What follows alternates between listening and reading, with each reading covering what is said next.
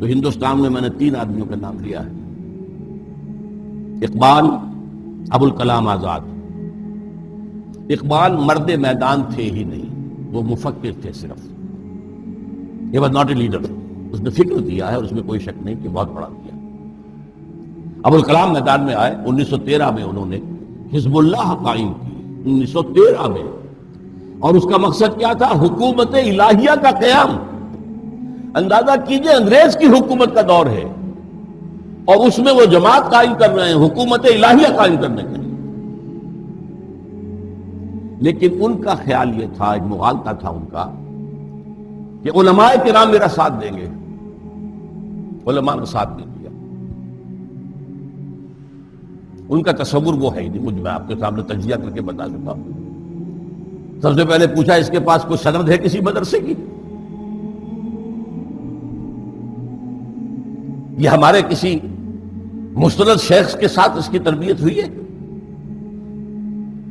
حالانکہ ایک بہت بڑی عظیم ترین دینی شخصیت مولانا محمود حسن اسیر مالٹا رحمت اللہ علیہ، جنہیں میں 14ویں صدی ہجری کا سب سے بڑا مجدد مانتا ہوں، وہ اس کی پشت پر. اور 1920 میں جمعیت علماء ہند کا جو دوسرا سالانہ اجلاس ہوا دلی میں، اس میں یہ تجویز پیش کی حضرت شیخ الہند نے کہ اب ابوالکلام کو امام الہند مانو، اس کے ہاتھ پر بیٹھ دو. علماء تیار نہیں ہوئے. بددل ہو کر ابوالکلام نے وہ بستر لپیٹا حزب اللہ کا، اور وہ کانگریس میں جا کر فریڈم فائٹر کی حیثیت سے اس نے زندگی گزاری. تو میں کہا کرتا ہوں مجھے دلچسپی ابوالکلام سے ہے 1912 سے 1920 تک کا ابوالکلام، ناٹ آفٹر دیٹ. بعد میں جو کچھ تھا اس کا تھا معاملہ، اس نے سیاست میں حصہ لیا، گاندھی کا چیلا بنا. اس میں بہت سی چیزیں ایسی بھی ہیں ان کے بارے میں کہ جو بہرحال ناگفتہ بے بھی ہیں، تو اب وہ چیزیں چھوڑ دیجیے. لیکن میں اپنے آپ کو ان کے ساتھ اٹیچ نہیں کرتا. میری اٹیچمنٹ ابوالکلام کے ساتھ ہے، لیکن 1912 سے لے کر جب کہ الہلال جاری کیا، اس سے لے کر 1920 تک. پھر اس کے بعد مودودی صاحب اٹھے. ان میں محنت کا جذبہ بہت تھا. یہ انہوں نے بھی جماعت اسلامی قائم کی، اور اس کا جو دستور پہلا بنا تھا اس کا عنوان یہی تھا، حکومت الہیہ کا قیام.